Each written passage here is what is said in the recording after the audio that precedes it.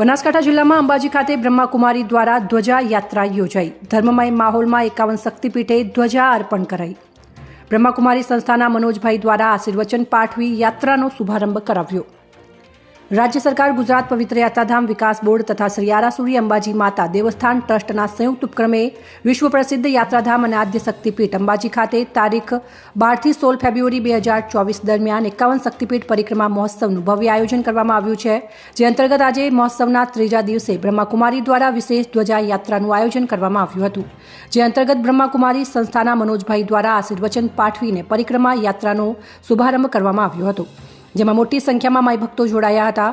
હાથમાં ધ્વજા અને મનમાં ઉત્સાહ સાથે માઈ ભક્તોએ જય અંબેના નાદ સાથે ધર્મમય માહોલમાં શ્રી 51 શક્તિપીઠ પરિક્રમા પથ પર પ્રયાણ કર્યું હતું।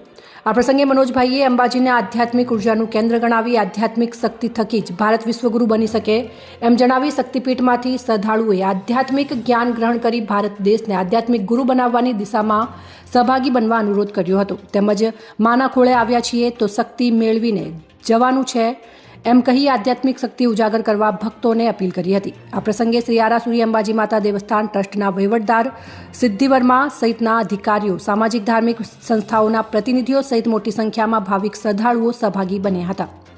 અહેવાલ રામજીભાઈ રાયગોર, જાક્ષ ગુજરાત, બનાસકાંઠા।